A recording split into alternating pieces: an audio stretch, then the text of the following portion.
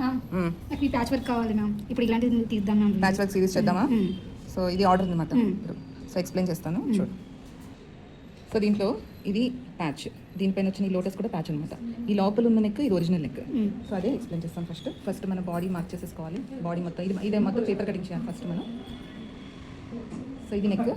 ఈ నెక్లో మనకి ఎంత వెడల్ ప్యాచ్ కావాలో, ప్యాచ్ ఎంత వెడల్, సో ఈ ప్యాచ్ కూడా మనం ఎంత వెడల్ ప్యాచ్ కావాలి అది కూడా డ్రా చేసుకున్న తర్వాత నెక్స్ట్ ఈ లెంత్ చూసుకోవాలన్నమాట. ఇక్కడ నుంచి ఇక్కడ వరకు ఉన్న లెంత్ ఎంతైతే ఉందో దానికి ఒక 1 ఇంచ్ ఎక్స్ట్రా లెంత్ యాడ్ చేసుకోవాలి ఈ లోటస్ ప్యాచ్ కోసం. సో ఈ లెంత్ సపోజ్ 5 ఉందనుకో 6 ఇంచెస్ లెంత్ ప్యాచ్ తీసుకోవాలి. సో ఫస్ట్ మనం ఫోల్డ్ చేసుకోవాలి. ఫ్యూజింగ్ని ఆన్ ఫోల్డ్లో పెట్టుకొని లెంత్ 6 ఇంచెస్ తీసుకొని దాంట్లో లోటస్ షేప్ అనేది డ్రా చేసుకోవాలి. సో ఈ విధంగా లోటస్ షేప్ డ్రా చేసుకున్నాం. ఎన్ని పెటల్స్ కావాలంటే అన్ని పెటల్స్ డ్రా చేసిన తర్వాత దానికి కట్ చేయాలి. అంటే ఇక్కడ ఇది విడివిడిగా కట్ చేయాలి. కట్ చేసిన తర్వాత ఇది కూడా మనం కట్ చేస్తాం. ఇది తీసాం కదా, ఇది కూడా కట్ చేయాలి. సో ఇది కంపల్సరీ పేపర్ కటింగ్ మొత్తం చేసి పెట్టుకోవాలి. సో ఇప్పుడు సెపరేట్ చేశాక ఇక్కడ నీకు ఈ బాడీలో ఉన్న నెక్ ప్యాచ్ ఈ విధంగా వస్తుంది. ఈ ప్యాచ్ మొత్తం ఆన్ ఫోల్డ్లో ఉంది. ఇది విడిగా రెడీ చేసుకుంటాం. అంటే ఈ ప్యాచ్కి ఈ 2-3/4 ఇంచ్ ఎక్స్ట్రా తీసుకో.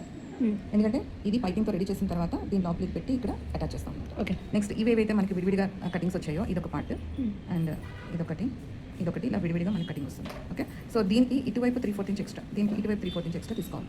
ఇదంతా కూడా పైపింగ్తో రెడీ చేసుకోవాలి. ఇదంతా కూడా పైపింగ్తో రెడీ చేయాలి. ఇది పైపింగ్తో రెడీ చేయాలి. రెడీ చేసిన తర్వాత ఒక దానిపైన ఒకటి అటాచ్ చేయాలి. సో ఇది ఎలా చేయాలో పేపర్ కటింగ్లో చూపిస్తాను చూడండి.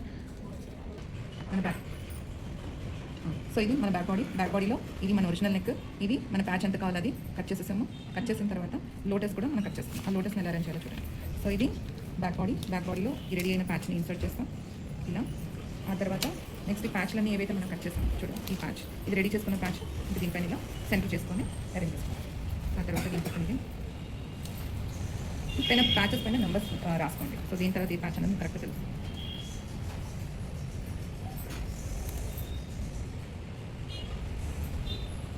ఇది సో ఇదంతా పైపింగ్ ఉంది. దీని పైన పెడతాం, దీని కింద పెడతాం ఇలా.